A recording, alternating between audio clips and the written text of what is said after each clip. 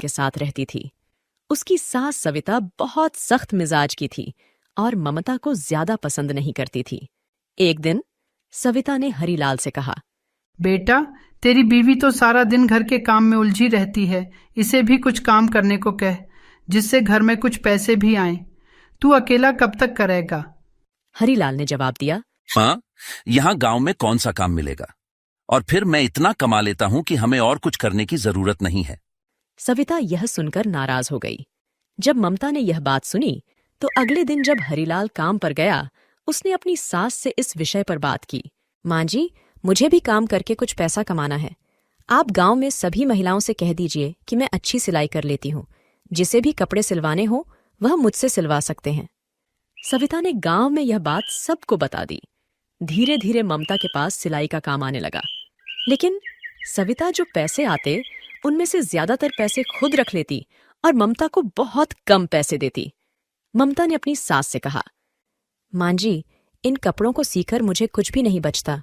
गांव वाले कम पैसे देते हैं और जितने पैसे आते हैं वो सभी कपड़े सीने में खर्च हो जाते हैं।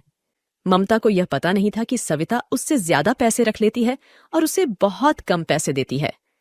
ठीक है, तू काम तो कर। नए नए काम में शुरू में थोड़ा घाटा तो होवे है, बाद में सब ठीक हो जाएगा। ममता माँ लक्ष्मी की बहुत बड़ी भक्त थी। वह पूरे दिन मेहनत से काम करती और रात को माँ लक्ष्मी की पूजा अर्चना में लीन हो जाती। एक रात माँ लक्ष्मी का ध्यान करते समय उसकी आंखों से आंसू बहने लगे। वह माँ से प्रार्थना करते हुए बोली, माँ, मैं और मेरे पति दिन रात इतना काम करते हैं, फिर भी हमें हमेशा परेशानियां ही मिलती हैं। कृपया आप हमें मार्गदर्शन दें कि हम क्या करें। ममता इसी तरह माँ लक्ष्मी से बात करते करते सो गई और अगले दिन जागकर फिर से अपने दैनिक काम में व्यस्त हो गई। अगले दिन जब ममता सिलाई में व्यस्त थी, एक छोटी लड़की उसके पास आई। लड़की ने पूछा, क्या आप मेरे कपड़े सिल देंगी? मेरे पास पैसे नहीं हैं। अरे छोरी, पहले पैसे लेके आ, फिर बात करांगे। कोई बात नहीं माँ जी, मैं अपने खाली समय में इसके कपड़े सिल दूंगी। देखो ना, कितनी प्यारी बच्ची है, इसे मना मत कीजिए।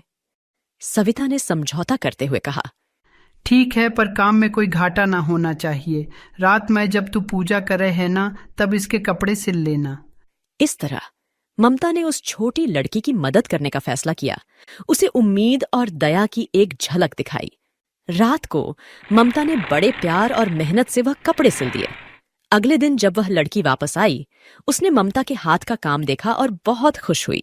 आपने तो बहुत सुंदर कपड़े सिले हैं। मेरे पास आपको देने के लिए पैसे तो नहीं है, लेकिन यह